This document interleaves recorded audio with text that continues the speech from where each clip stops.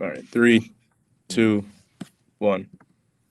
Hey, here we are, number 71, Tyler. Yes, Tyler over there. The Nieto here is the Abuelo. And we talk Miami sports. We're going to be talking about, of course, preview of the great game, Canes versus Indiana. Indiana favored by what? 8.5 points, about a little more than 8 points. I don't know. Maybe it should be more like 10 or 12. But we'll get into a preview of that game. Also, the Dolphins. Hopefully, they will be making a decision regarding the head coach. What are the possibilities? Uh, Difficult situation for whoever comes in. We'll talk a little bit about the Heat, Inter Miami, and of course, number 71 presented by Balado Tires, two locations here in Miami to serve you better, right, Tyler? Number 71. 71. It's somebody I haven't heard of, so let me know who number 71 is. Number 71, he's not one of the greatest, defensive players in the history of the Dolphins, but Mike Charles, number 71, came in 1983, Tyler, and he was a selection, the second round selection for the Dolphins that year. And you remember who they picked in the first round, right? Late first round in 1983. You Dan remember Marino. him, right? Yes, Dan All right. Marino. Mr. Dan Marino. Yes. So Charles came after that. He played a few years for the Dolphins, starting defensive tackle. So, what do we start with, Tyler? We're gonna start with. I mean, we got to start with the Miami Hurricanes. That would only make sense. I mean, you mentioned what the spreads looking like. I think you got to take into account that while this isn't necessarily a home game, Indiana's going to travel a lot more people than any other team would for a regular season game or even a college football playoff game. You look at the Peach Bowl, Indiana traveled very well against Oregon, but I mean, I just don't see a 10 point spread being put ahead there with Miami playing at home. Did you know that Pitbull's performing at halftime? Right? Did you take that into account when you made your little 10 point analysis? You Yes. gotta you gotta think about that. There's a So, lot of things you so gotta that factor in that here. means what? That is like 3 points for Miami or That's what? at least 3 points for Miami. Oh, okay. Hey, So listen, I wish it was only 3 points. Indiana favored by three. I wish. I'm going to be rooting for Miami like crazy. But, we're here to analyze the game without being fans.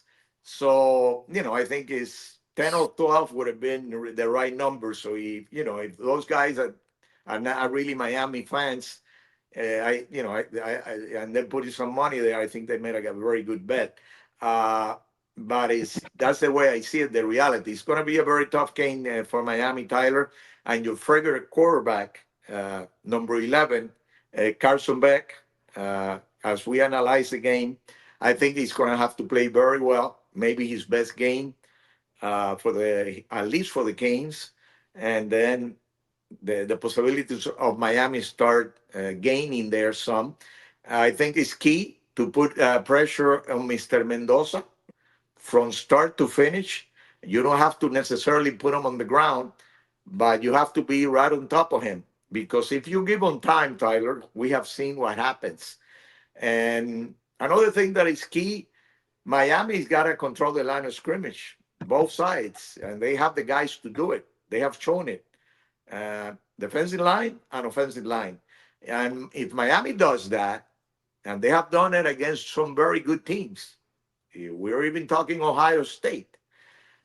So if they can do that, their chances start improving a lot. And another thing, Tyler, very important. Miami had turns penalties versus yeah, Ole Miss. You cannot afford to do that against a team that is so disciplined as Indiana. I think they're better coach. So uh, you cannot have that. And I think Miami needs some turnovers and avoid turnovers in this game. And it's so at least 80% or 75% of what I said happens for Miami, then the possibility for Miami increases quite a bit. But definitely, I think Indiana is the better team. I don't know if you see it a little different. I understand what you're saying. I think yeah, Indiana has two legitimate number one receivers and Surratt and Omar Cooper Jr. And that doesn't coincide well with the fact that while most of Miami's corners are going, they're banged up. That doesn't take away from the fact that they're still hurting. They're not at 100% necessarily. Nobody is at this time of the season, but these guys have been on the injury report and things like that. And then on the other side of the ball, Indiana has a great corner in D'Angelo Pons, who's a Miami guy as well. A James Madison transfer came over with Signetti. Um, so, essentially, and he's playing man. I mean, you saw him play against Jeremiah Smith a couple of weeks ago. Besides that big touchdown, he did a pretty good job at 5'9", against Jeremiah Smith. So, Carson Beck's going to have to navigate with the fact that that quarter of the field's probably going to be shut down. I think 8 points is fair, but I think everybody understands that either outcome is completely possible, and wouldn't be surprised either way that this turns out. Yeah, and this is a team that laid 56 points. Of course, 28 of them were off of turnovers in their last game versus Oregon. So uh, you know, that's a lot of points. But another key, Tyler, I think is Malachi Tony. Indiana, what they're gonna do? They're gonna try to, that he will not be a big factor in the game. But one thing with Mr. Tony Tyler is like they always find a way to put him, to make him a play that a guy that makes a lot of plays, even though they're trying to take him away. As you know about that more than I do, so they're definitely, very capable of making him a big factor in the game, and also special things. He can be a difference in special things. So it's going to be a very interesting game, Tyler. And I think that Miami needs to be in it, at the end of the game in the fourth quarter. If they're in it, they'll have definitely a good shot. And if you need tires, Tyler, you want to have a good shot, you need to have Balado tires. Yes, Balado tires with two locations in Miami, Northwest 27th Avenue and 16th Street, and also Southwest 8th Street and 67th Avenue. They're very competitive with their prices. They have that personal service that you need, that you're looking for. They also have brake repair services. That is Balado Tires.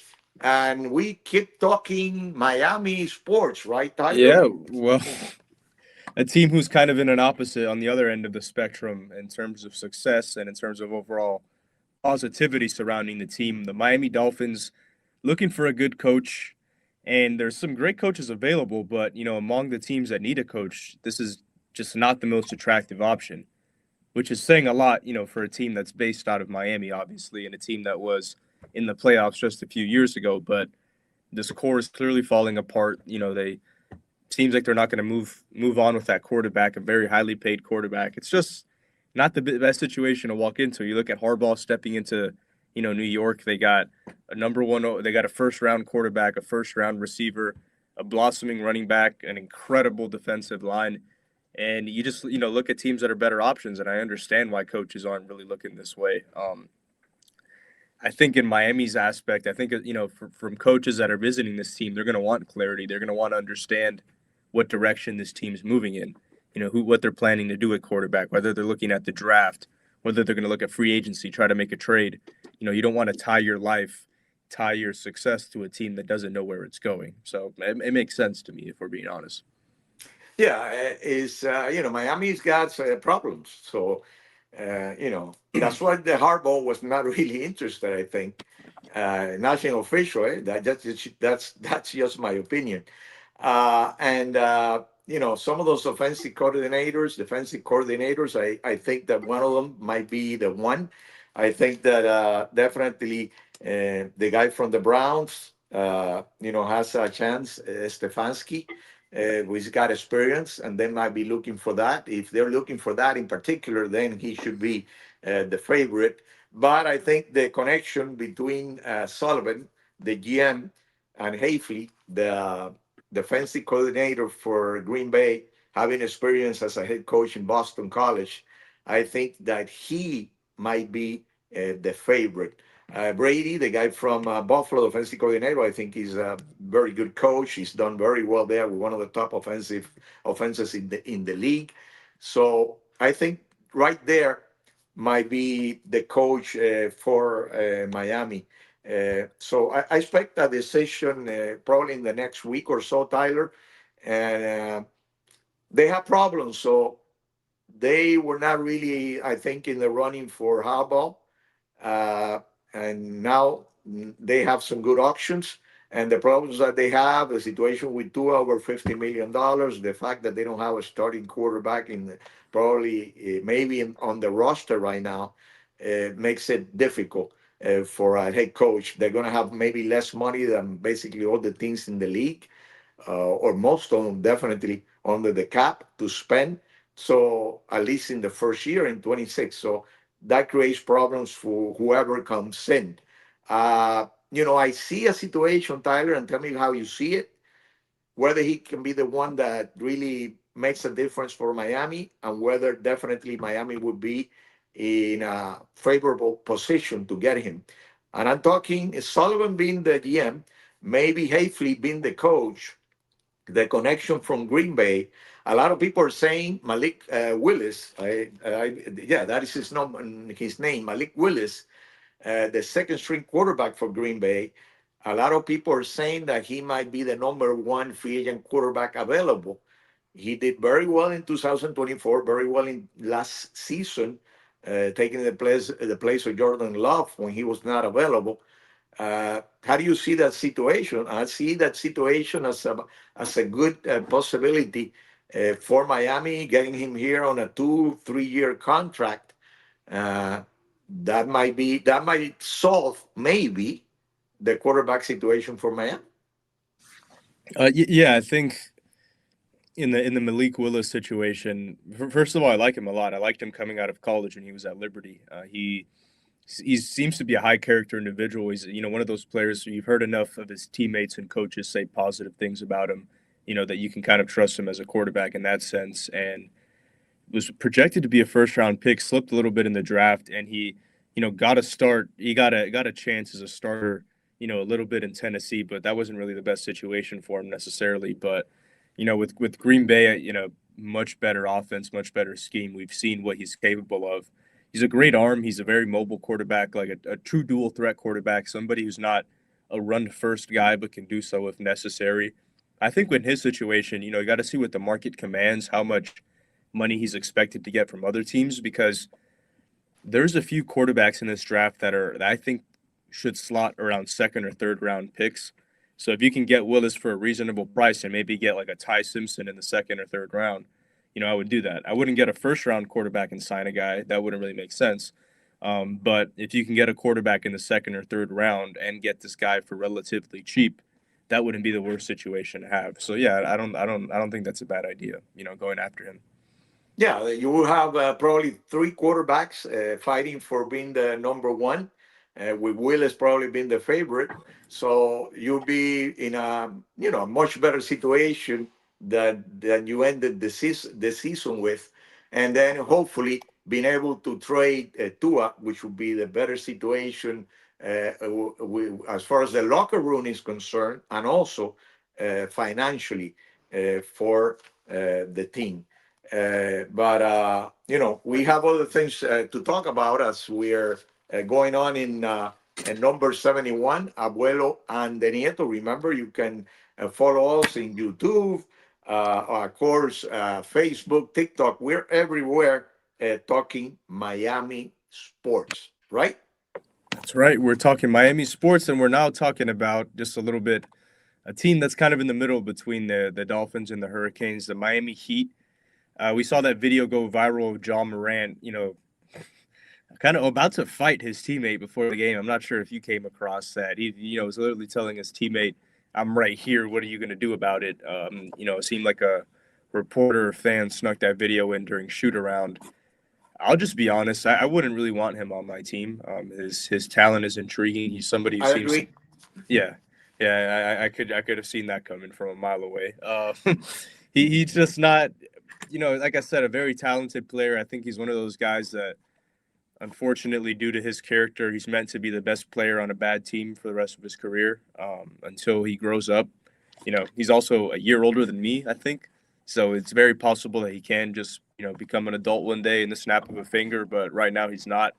And we know enough about this organization to know that somebody like that particularly doesn't fit in this organization, or well, unless they're gonna put him through a boot camp. But him and Pat Riley would be like oil and water, in my opinion. So Yeah, I don't think it's happening. I don't think the Heat is considering him, but I do think Tyler, Miami is a mediocre team.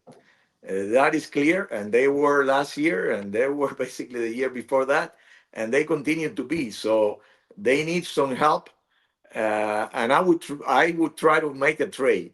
That's what I would do. I would try to make a trade if you have something that you think is going to make you better.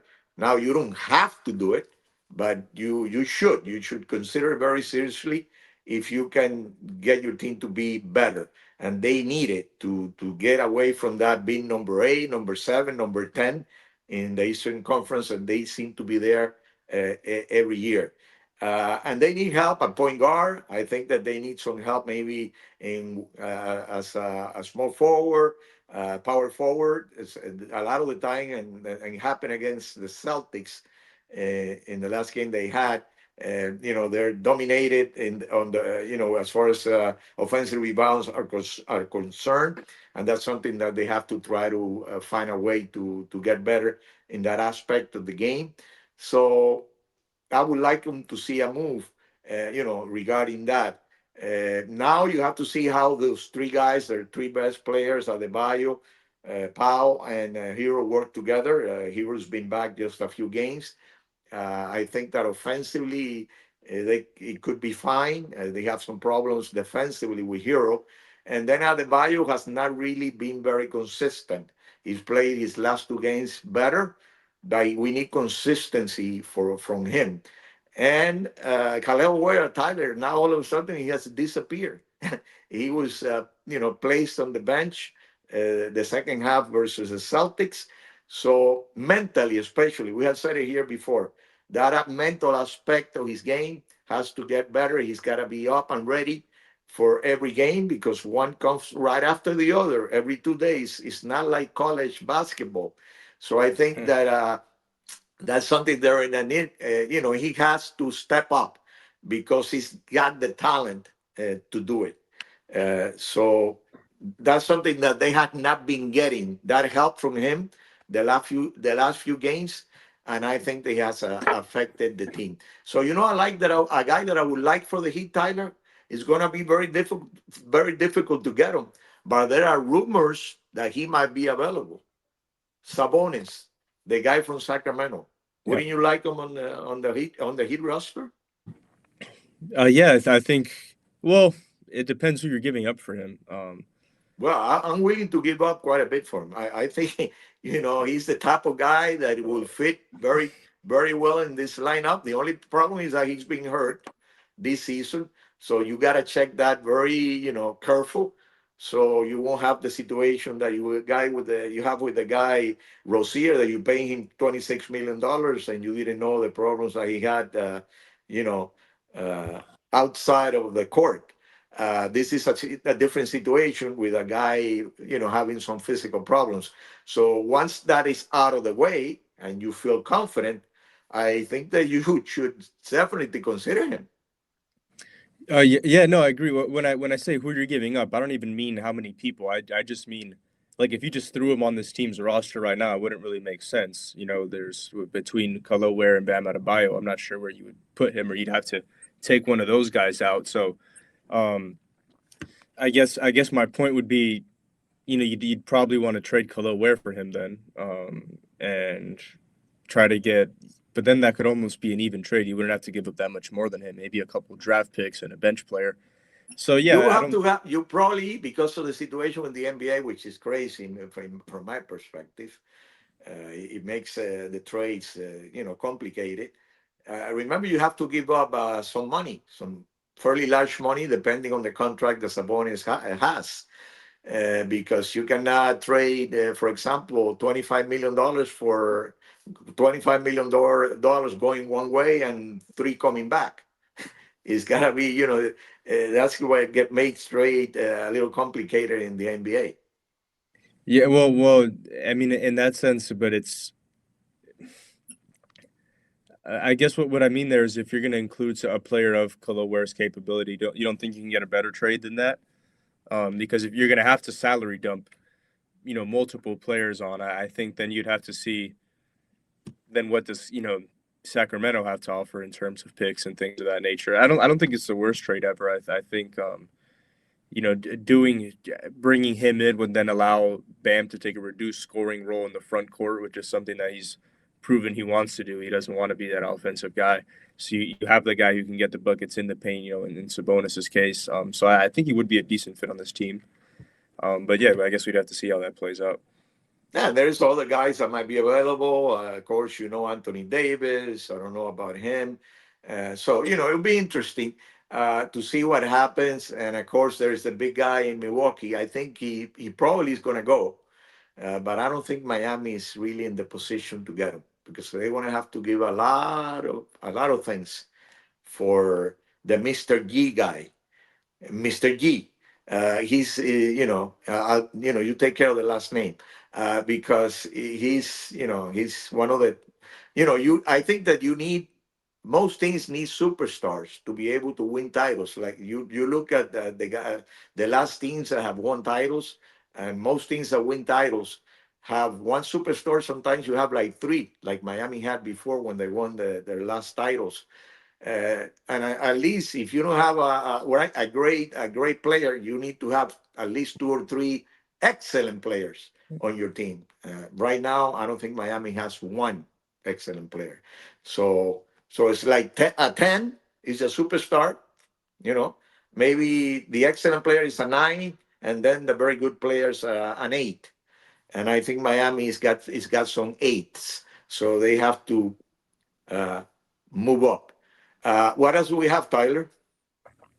Right now, we got Miami legend. This isn't going to be particularly an athlete, but it's somebody who was an athlete over here in Miami and now, is getting a lot of attention. Well, I don't think he's getting enough attention. The team he's part of is getting a lot of attention. Alex Mirbal, offensive line coach for the Miami Hurricanes, played football at Columbus High School, was an offensive lineman despite being 5'3" or 5'4". He's a very little guy, but if you watch him coach, you see how tough he is. And he's a guy who went back to he played with Mario Cristobal at Columbus, went back and coached there for over a decade. He was a strength and conditioning coach, as well as the offensive line coach. And then when Mario Cristobal took the position at FIU, he went ahead and joined him and started his career as a college coach. And followed Cristobal to Oregon, spent 3 years there, and he has completely revitalized that Miami Hurricanes offensive line. And he also, when he took the job at Miami, he said, "I'll cut off my legs if this team has a bad offensive line." And he still has his legs, and this team has a good offensive line.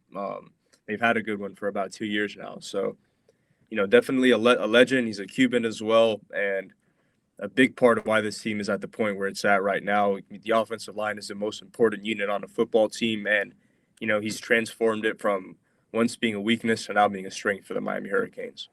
Yeah, and I love that feature that you did on, Mendoza and Cristobal and the great game Monday night, and that Cuban heritage that is going to be involved in that game. And you have some other guys mentioned.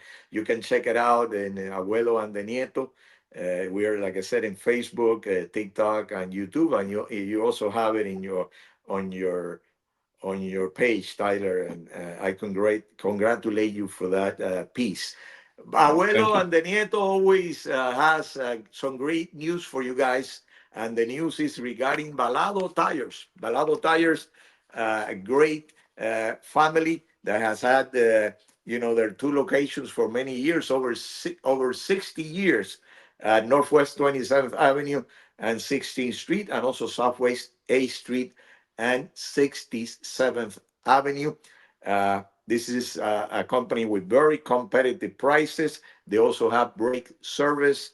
If you're looking for tires in Miami and South Florida, definitely you got to consider Balado Tires. But we're talking soccer, Tyler, right? Yeah, we are. Let me know. So, I'm actually I'm gonna lead the way this time. all right. Uh, So, Inter Miami, Tyler, Inter Miami, they're getting close to opening up training camp. That would be January 17th, next week. And the important thing is that Messi and company are going to get some players, some additional players, I think, in the next few days. Tadeo Allende, they're very close to finding an agreement with Celta Vigo from the Spanish League. Also, the goalkeeper, Rocco Rios Novo, an agreement with Lanús from the Argentinian League. Basically,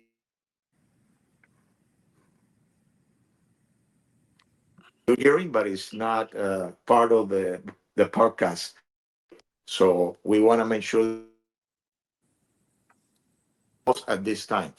And also, besides Rios Novo, they also have an important player, Baltasar Rodriguez, that would be coming from Racing. They're working on an agreement right now, and they're offering $4.5 million for him. And this was a guy who was important in the midfield. For Miami, he started slow, but then he got better. And Mr. Novo, Rios Novo, is important because they signed the goalkeeper for the Canadian national team recently, but they need some reinforcements in that very important position. I think that this team has the chance of being even better than last year's team that won the title. So that is good news for the Miami fans. By the way, if you have like $4,000, between $3,000 and $4,000 available there in your savings account, and you're interested in seeing the game Monday night, you can take care of it and go to the game. And maybe if you have some additional money, you can invite the Nieto. The Nieto is willing to come from New York. If you're looking for tires, Tyler, the place is Balado Tires, two locations, Northwest 27th Avenue, Southwest A Street. If you're looking for tires, and they're very competitive with their prices. 63 years to be exact, established in Miami. But we have more coming, Tyler. One of our favorite segments, right? Segments. yes, it is. It's a fan favorite segment, and this one is kind of something that I had wondered myself. I had sat there and thought about it, and then I was like, we got to include this in Miami sports trivia.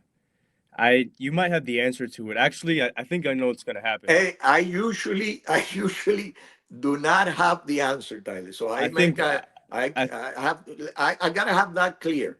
Okay. I think in this instance you're gonna have an image of the guy, and you're not gonna know his name. But let's see. Who has the most return touchdowns in a Miami Dolphins career, combining kicks and punts? Miami Hurricanes career. Dolphins.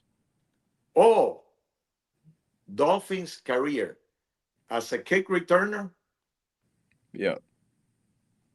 Oh, is it Mr. Clayton? No. No, that's right. He returned some punts, but not that many, if I'm correct, because I get lost with those numbers, and Tyler, go ahead and help me. The all-time leader combined is Jakeem Grant with 5. That's right, King Grant. Yes, he was. Wow. I think he won Yeah, multiple Pro Bowl teams over here. However, the he might most he might be shorter than me. yeah, he's 5'4", 5'5", something like that. That's An inspiration to us short fellows. But Tyler. kicker I'm awful at this sports trivia. that one I It's killing me. I didn't know that one either. That was why I had to look it up. I was wondering it myself. So that one's not that bad. The all-time kick return leader though is Mercury Morris with 3. That's He got right, Mercury, number yeah. 22. Mercury had 3, but Definitely. he didn't return any punts, so he only had 3 total. All right. So Yeah. what do you got for me? I have, good with the numbers, but, that's it. Now, Tyler, here we go. Who are the Hurricane quarterbacks that have been drafted in the first round of the regular NFL draft? Repeat that Who are again. who are they? The 4 Hurricane corners No, quarterbacks, Tyler. Quarterbacks. in the first round. Who are the Miami quarterbacks that have been drafted in the first round? Okay, we got Jim Kelly. Yes. We got Bernie Kosar. No, I said the regular NFL Oh, he draft. was supplemental draft. All right, all right. Jim Kelly, Vinny Testaverde, And the one Cam, that is right there around the Cam, corner. Cam Ward. That's it, Dale, you got it. It was only There three. have been only three of them. Oh Then yeah. Coaster supplemental draft in 1983. I didn't know if it So was Testaverde or Kosar that was supplemental, but yeah, it was cool. so I'll give you 95%, Tyler, because you know I'm very nice. I'm Yeah. the nice abuelo, Damn it. right? So we have done it again, Tyler. Number 71, abuelo and the nieto. TikTok, Facebook, YouTube, you follow us. Give us a like. Even if you don't like us, why not? Arrivederci. Hasta luego.